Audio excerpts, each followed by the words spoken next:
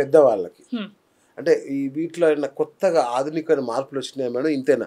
ఇప్పటికీ కాండోమేనా ఇంకేమన్నా? ఇందులో 2 రకాలండి. ఒకటి బ్యారియర్ మెథడ్స్ అంటాం. బ్యారియర్ మెథడ్ అంటే స్పర్మ్ ని ఎగ్ ని అండం వీర్యం కలవకుండా ఆపేది, అది కాండం. ఇందులో కొత్తగా ఏమొచ్చింది అంటే ఫీమేల్ కాండం. మేల్ కాండం కాకుండా ఫీమేల్ కాండం కూడా వచ్చింది. మేల్ కాండం మెన్ ధరిస్తారు, దానికి ఫెయిల్యూర్ రేట్ ఒక 15% ఉండొచ్చు. అంటే 100 మందిలో 15 మందికి ఫెయిల్ అవ్వచ్చు, 15 కపుల్స్ కి. ఎందుకు ఫెయిల్ అవ్వచ్చు? ఒకటి రీజన్ స్లిప్ ఆఫ్ అయిపోవచ్చు, సెకండ్ రీజన్ బ్రేక్ అయిపోవచ్చు, థర్డ్ రీజన్ వీళ్ళు దాంతో పాటు జెల్ యూజ్ చేస్తారు లూబ్రికేషన్ కోసం. అంటే సెక్రీషన్స్ లేదు, కన్వీనియన్స్ కోసం వాళ్ళు లూబ్ ఏదో ఒకటి యూజ్ చేస్తారు. అవి అన్ని కాండమ్స్ అన్ని లూబ్స్ తోనూ కంపాటబుల్ అంటే సరిపోవు. కొన్ని వాటితోటి కలపకూడదు. క్లియర్ గా వాళ్ళు దాని మీద రాస్తారు, కానీ చదివే టైం ఉండదు కాబట్టి వాళ్ళు వాడేస్తారు. వాడాక ఏమవుతుంది, ఆ లూబ్ వేసుకున్నప్పుడు జారిపోవడము, చిరిగిపోవడమో, హోల్ పడిపోవడమో, ప్రెగ్నెన్సీ వచ్చేస్తుంది. సో మేము కాండమ్స్ ఎవరు వాడచ్చు అంటామంటే, ఒకటి ఇలా సెక్షువల్లీ షేర్డ్ ఇన్ఫెక్షన్స్ రాకూడదు, 2 రీసెంట్లీ మ్యారీడ్ యాక్సిడెంటల్ గా ప్రెగ్నెన్సీ వచ్చినా పర్వాలేదు మేము కంటిన్యూ అవుతాం అనుకున్న వాళ్ళు కాండం వాడచ్చు. అస్సలు ఎటువంటి పరిస్థితుల్లో ప్రెగ్నెన్సీ వద్దనుకునే వాళ్ళు మాత్రం ఇంకా బెటర్ మెథడ్స్ వాడాలి. బికాస్ కాండం failure 15%, which is very high. నా ఫీమేల్ కాండం ఏంటంటే దీనికి కూడా ఒక అడ్వాంటేజ్, సెక్షువల్లీ షేర్డ్ ఇన్ఫెక్షన్స్ రావు. మేల్ కాండం కి 20-30 టైమ్స్ కాస్ట్ ఎక్కువ, చాలా కాస్ట్ ఎక్కువ, ఎందుకంటే లోపల యోని మొత్తాన్ని కవర్ చేస్తుంది అనమాట. సో చాలా కాస్ట్ ఎక్కువ. మన కంట్రీలో ఇంకా అంత సక్సెస్ఫుల్ మోడల్ కాదు, బికాస్ మేల్ కాండం బాగా అవైలబుల్ ఉంది, ఇది అవైలబుల్ లేదు. కాబట్టి దొరుకుతుంది, కావాలని తెప్పించుకోవచ్చు, బట్ అవైలబిలిటీ తక్కువ. అంత ఈజీగా మనకి మేల్ కాండం దొరికినంత ఫీమేల్ దొరకదు. And it is expensive, almost 10-20 times పైన కాస్ట్ చాలా ఎక్కువ ఉంది ఫీమేల్ కాండం. బెనిఫిట్స్ అన్ని దానికి దీనికి ఆల్మోస్ట్ సేమ్ ఉంటాయి. ఈ కాండమ్స్ రెండింటికి ఇంకో డిసడ్వాంటేజ్ ఏంటంటే కాయిటస్ డిపెండెంట్. అంటే కపుల్ కలవాలనుకున్న టైంలో మధ్యలో ఆగి వెళ్ళి కాండం వేసుకుని వచ్చి వాళ్ళు కలవాలి. సో వాళ్ళకి దాన్ని కాయిటస్ డిపెండెంట్ అంటారు. కొంతమంది దాన్ని ఇష్టపడరు. సో ఇది కాండమ్స్ గురించి. ఇంకా వేరే మెథడ్స్ ఏమున్నాయంటే, మళ్ళీ దాంట్లో టెంపరీ మెథడ్స్ అని ఉంటాయండి, పర్మనెంట్ మెథడ్స్ అని ఉంటాయి. పర్మనెంట్ అంటే మనకి ఫ్యామిలీ ప్లానింగ్, మెన్ గానీ విమెన్ గానీ అయిపోతాయి. టెంపరీ మెథడ్స్ లో మళ్ళీ మనకి hormonal methods, non hormonal methods. Non hormonal methods అంటే మీకు బాగా తెలుసు, కాపర్టీ లూప్ అంటారు. అంటే గర్భసంచిలో టీ షేప్ ఇంత చిన్న డివైస్ ప్లేస్ చేసేస్తారు, దానిలో కాపర్ ఉంటుంది అనమాట. సో దీనికి బెస్ట్ బెనిఫిట్ ఏంటంటే ఫెయిల్యూర్ చాలా తక్కువ అండి. 1000లో 3-4 ఫెయిల్ అవుతాయి అంతే. అది బెనిఫిట్. అయితే మరి డిసడ్వాంటేజ్ ఏంటి అంటే, 3లో ఒకరికి ఫస్ట్ 3 to 6 months ఇది వేసాక కొద్దిగా బ్లీడింగ్ ఎక్కువ అవుతుంది. అది ఒక మెయిన్ సిమ్టమ్, మెయిన్ ప్రాబ్లం. దానివల్ల చాలా మంది వేయించుకోరు కాపర్టీ అనమాట.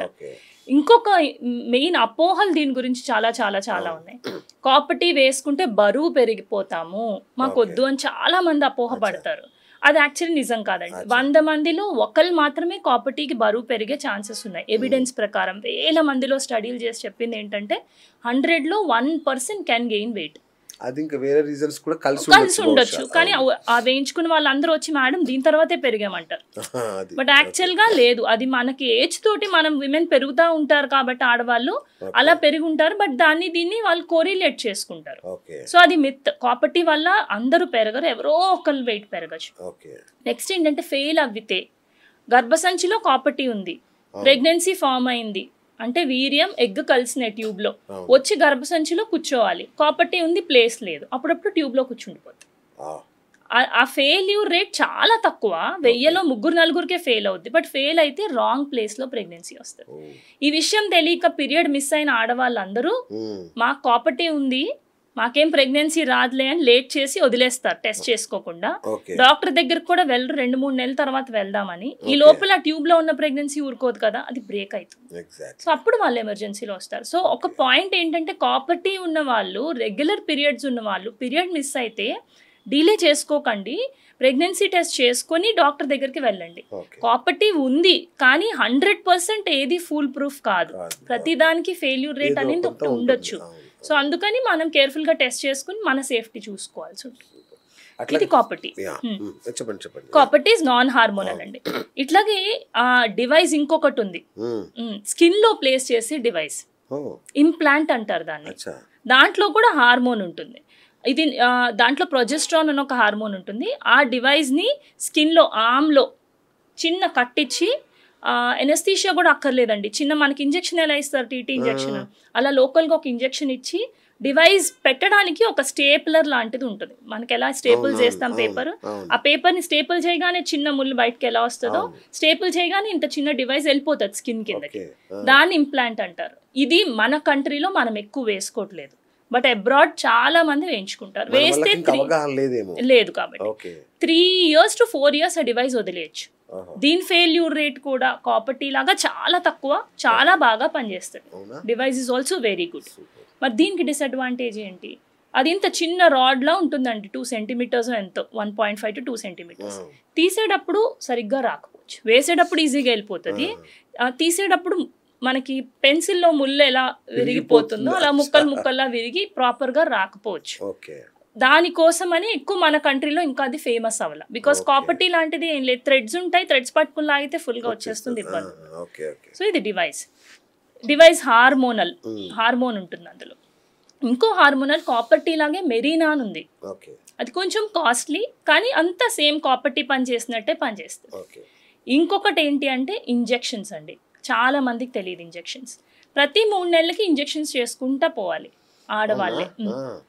దీంట్లో అడ్వాంటేజ్ ఏంటంటే ఇంజెక్షన్స్ తప్ప ఇంకా మేజర్ సైడ్ ఎఫెక్ట్స్ ఏమి ఉండవు. అప్పటికప్పుడు అంతా బాగానే ఉంటుంది. కానీ ఆపేశాక అండం రిలీజ్ అవ్వడానికి కొంచెం లేట్ అవ్వచ్చు. అంటే ఇప్పుడు ఎవరైనా కపుల్ మాకు 1 year వద్దనుకుంటున్నాం, ఆపేక వెంటనే ప్రెగ్నెన్సీ కావాలన్నారు అనుకోండి, ప్రామిస్ చేయలేం. ఎందుకంటే ఆపేశాక ఇంజెక్షన్స్ అండం రిలీజ్ అవ్వడానికి 3 నెలలు పట్టచ్చు, 6 నెలలు పట్టచ్చు, 1 year వరకు లేట్ అవ్వచ్చు. ఇప్పుడు ఈ కాపర్టీ లాంటివి అయితే తీసేశాక నెక్స్ట్ మంతే వాళ్ళు అండం రిలీజ్ అయిపోద్ది, దే కెన్ ప్లాన్ ప్రెగ్నెన్సీ. ఇంజెక్షన్స్కి ఇది కొంచెం ప్రాబ్లం ఉంది. కొంతమంది టీనేజర్స్లో ఇంజెక్షన్స్ వాడినప్పుడు బోన్స్ వీక్ అవ్వచ్చు, ఓన్లీ ఇన్ టీనేజర్స్, అడల్ట్స్లో కాదని. సో ఇవన్నీ హార్మోనల్ లాంగ్ యాక్టింగ్ డివైజెస్ అండి. ఇవి కాకుండా వేరే హార్మోనల్ మెథడ్స్ కూడా ఉన్నాయి. మీరు పిల్స్ వినుంటారు, కంబైన్డ్ హార్మోన్స్ అని, ఈస్ట్రోజన్ ప్రొజెస్ట్రాన్ 2. ఇవన్నీ బాగా పనిచేస్తాయి, కానీ ప్రాబ్లం ఏంటంటే మీరు ఒక్కరోజు మర్చిపోయినా దాని ఎఫికసీ తగ్గిపోతుంది. ఒక రోజు మర్చిపోతే రెండో రోజు 2 కలిపి వేసుకోమంటాం. 2 రోజులు మర్చిపోతే మాత్రం మళ్ళీ కొత్త సైకిల్, కొత్త ప్యాక్, డాక్టర్ని కలిసి వేసుకోవాలి. అండ్ ప్రొజెస్ట్రాన్ ఓనియన్ పిల్ అని ఒకటి ఉంటుంది, అది ఎవ్రీడే వేసుకోవాలి. ఇన్ని పిల్స్ ఉన్నాయి యాక్చువల్లీ. ఇందులో కంబైన్డ్ పిల్స్కి కాళ్ళల్లో బ్లడ్ క్లాట్, స్ట్రోక్, మైగ్రేన్ అవి వచ్చే ప్రాబ్లమ్స్ ఉంటాయి. కాబట్టి మనం క్లియర్గా చూసుకుని వీళ్ళకి సూటబుల్లో కాదో చూసి వేయాల్సి ఉంటుంది అనమాట, హార్మోనల్ పిల్స్ ఎస్పెషల్లీ. ఇవన్నీ టెంపరీ మెథడ్స్ అండి. పర్మనెంట్ మెథడ్స్ మగవాళ్ళల్లోనేమో ట్యూబ్స్ టై చేసేస్తారు, ఓపీ బేసిస్లోనే చేసేస్తారు.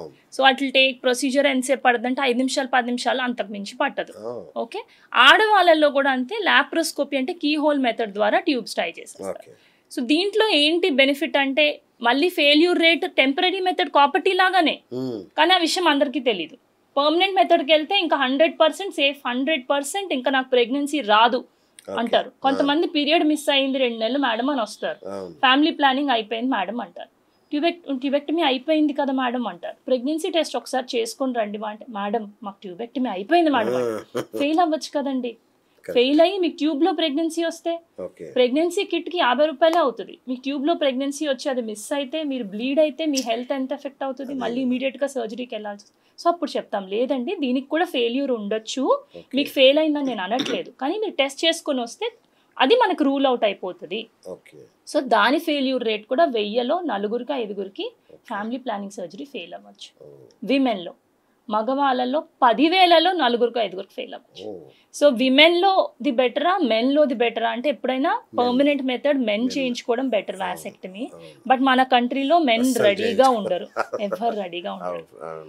కౌన్సిల్ చేసినప్పుడు చాలా ఎవరో ఒకళ్ళిద్దరు నిజంగా వాళ్ళకి దండం పెట్టచ్చు.